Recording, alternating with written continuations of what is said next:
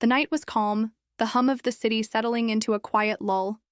Streetlights flickered against the damp pavement, their glow reflecting off the recent drizzle that left the air thick with the scent of wet asphalt.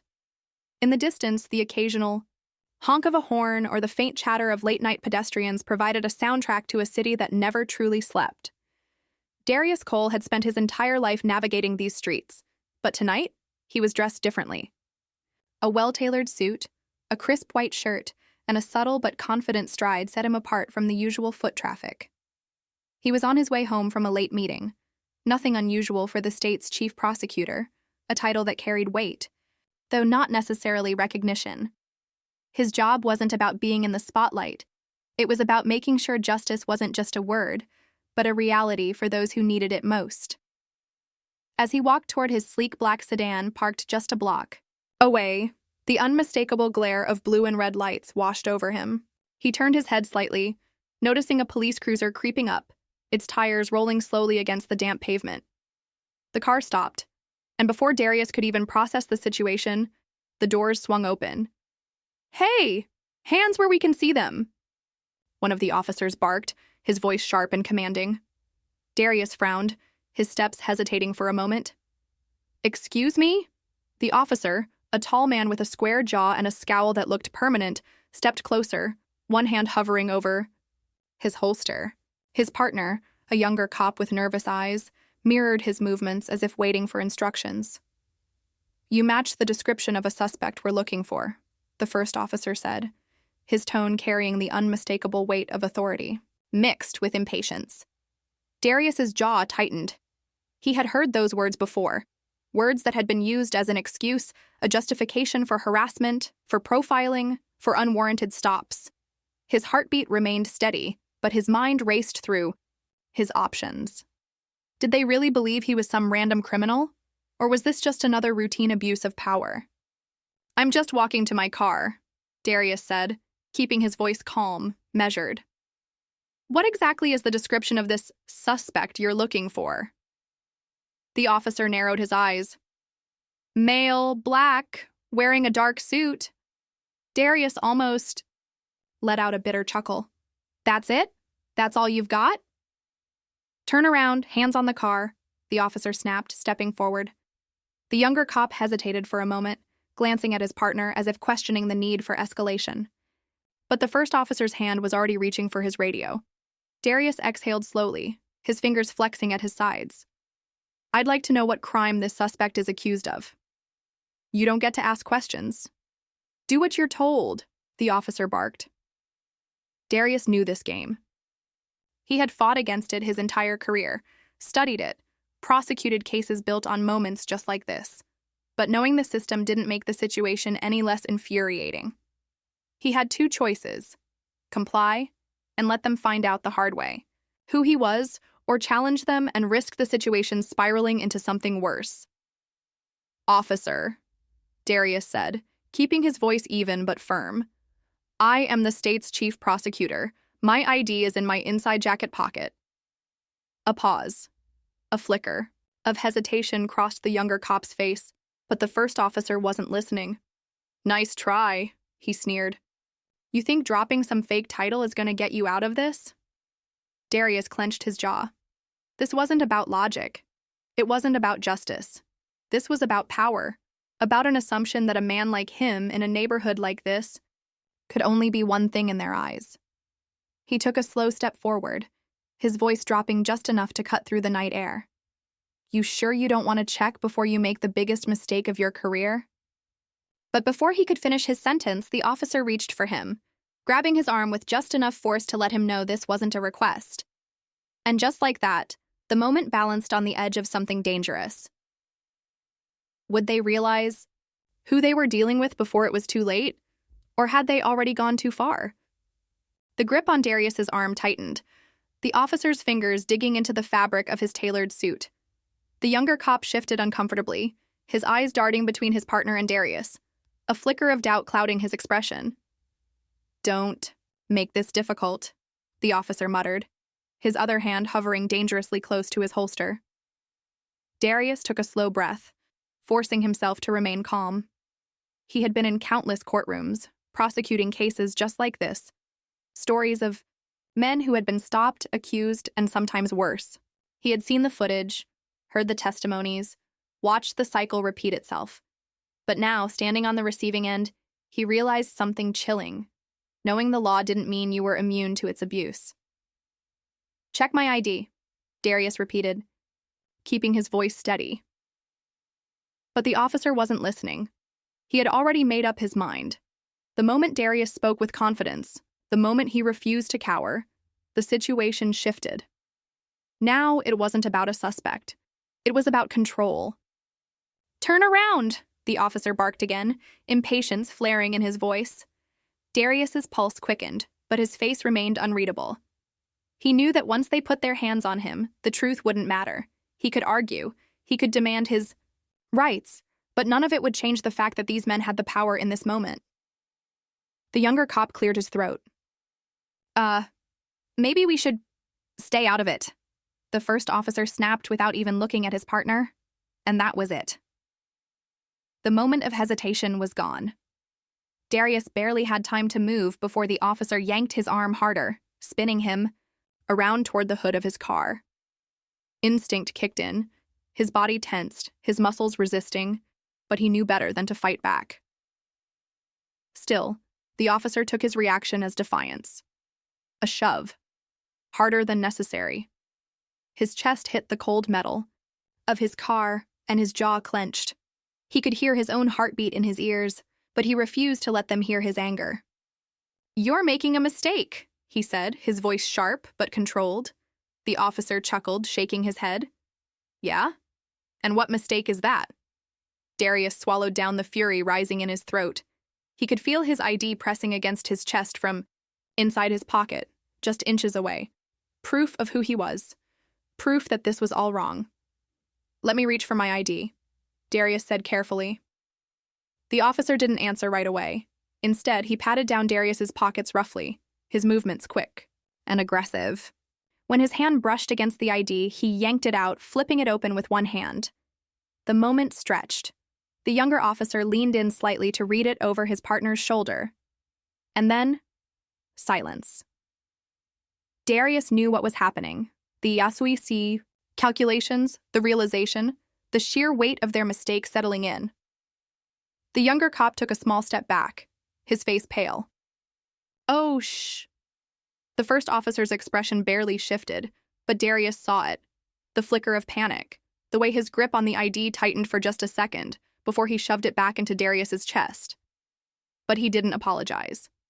He didn't even acknowledge the mistake. Instead, he straightened his shoulders, trying to regain his composure. "You should have just cooperated from the start." Darius turned slowly, leveling the officer with a cold, piercing stare. His heart was still pounding, but now it wasn't just from the anger, it was from something sharper, something clearer. They knew, and they were scrambling. The younger cop took another step back, as if physically distancing himself from the mess they had just created. We thought..." "You thought what?" Darius cut in, his voice low but steady. The officer hesitated. Darius knew the answer. They thought he was just another black man in a nice car, walking through the wrong neighborhood at the wrong time. They thought they could rough him up, intimidate him, make him compliant. And now? Now they realized they had just put their hands on the man who had the power to end their careers with a single report. Darius took a slow step forward. "Names." The first officer stiffened. "Excuse me?" "Your names," Darius repeated, his eyes never leaving the officer's face. "And your badge numbers." The younger cop looked like he wanted to disappear. The first officer's jaw tightened. He hesitated for a second too long. Darius pulled out his phone. "You refuse to give me your names. I'll make sure Internal Affairs gets this entire report first thing in the morning." The officer exhaled sharply, nostrils flaring. "There's no need for that." Darius arched a brow. "No need? You just unlawfully detained the state's chief prosecutor, refused to check my ID until you'd already put your hands on me, and now you don't want to give me your names?" The younger cop, looking increasingly desperate to get out of the situation, quickly rattled off his name and badge number. The first officer, still clinging to whatever was left of his authority, did the same, but his voice was tight, controlled. Darius locked their names into his memory, but he wasn't done yet. He took another step forward, lowering his voice just enough for only them to hear. "You think this ends here?" The younger officer swallowed hard. "Look, man, Darius cut him off with a single look. "You wanted to profile me? You wanted to make assumptions? Fine. Let's talk about assumptions."